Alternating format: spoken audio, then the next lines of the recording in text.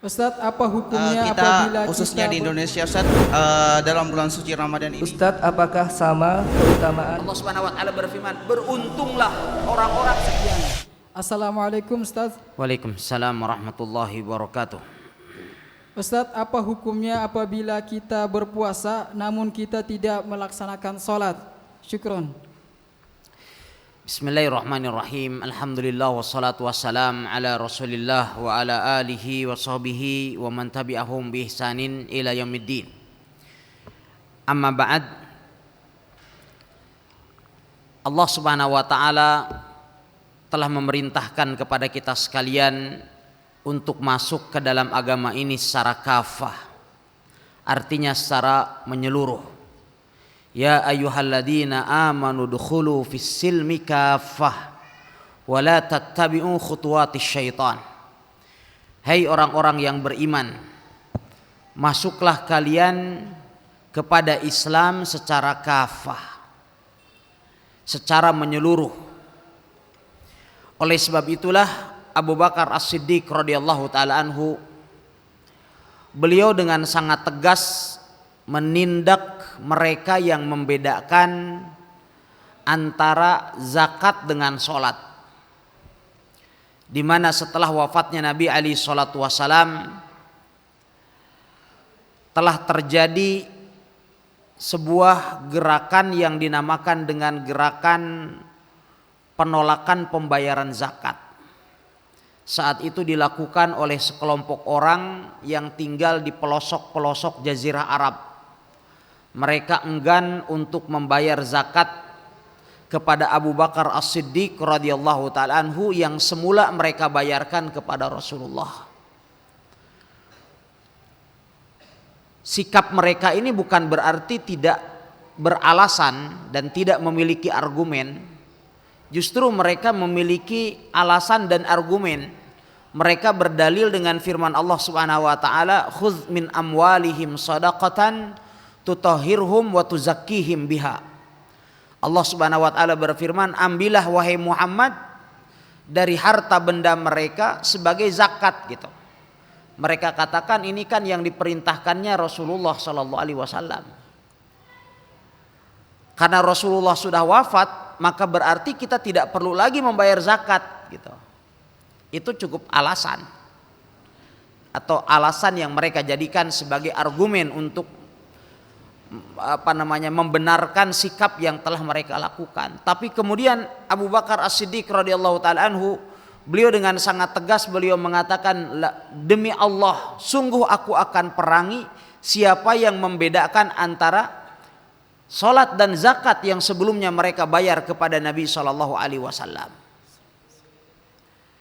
Kalau seandainya saja mereka yang memiliki argumen, setelah argumennya dipatahkan oleh Abu Bakar As-Siddiq radhiyallahu taala anhu, maka diperangi oleh As-Siddiq radhiyallahu taala an, apalagi dengan orang yang memisahkan atau membedakan antara rukun Islam yang satu dengan rukun Islam yang lain, sedangkan dia tidak memiliki argumen gitu. Kita ketahui bahwasannya antara puasa dengan salat, mana yang pertama kali diwajibkan di dalam Islam? Yang pertama kali diwajibkan di dalam Islam adalah salat. Di mana salat diwajibkan oleh Allah Subhanahu wa taala kepada kita sekalian pada tahun ke-10 dari kenabian, bukan dari hijrah. Artinya ketika Rasulullah sallallahu alaihi wasallam masih di Makkah, dan itu pun kemudian melalui sebuah proses yang sangat spesial, di mana kewajiban sholat diberikan secara langsung kepada Nabi alaihi salatu wasallam dengan tanpa perantaraan malaikat Jibril. Sementara kewajiban melaksanakan saum itu baru diwajibkan pada tahun kedua Hijriyah,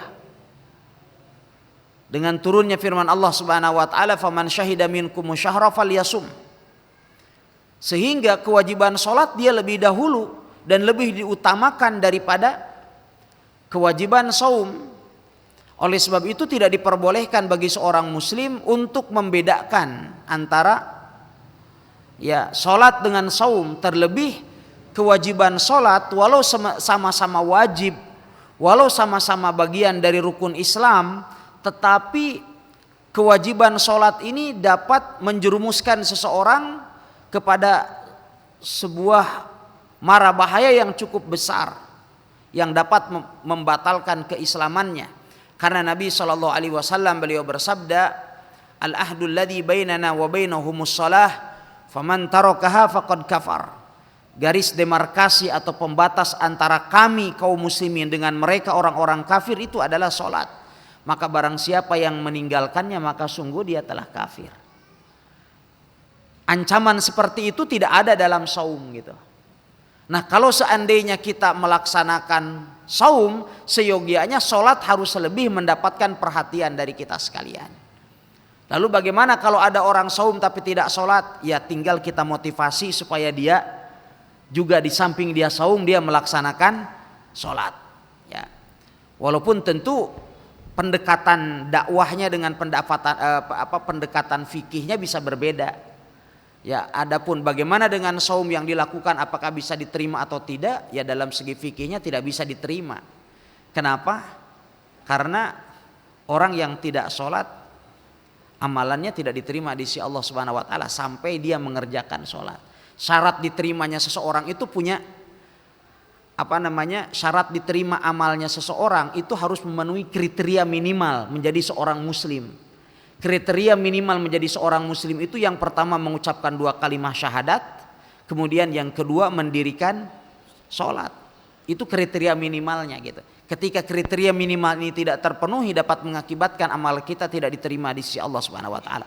Tetapi dalam pendekatan dakwahnya itu tidak boleh kita sampaikan kamu percuma saja saum misalnya gitu kan. Kita katakan Masya Allah Anda sudah saum, Anda berarti pada diri Anda ada bibit-bibit kebaikan nih. Ini yang harus kita kembangkan, fitrah Anda masih ada.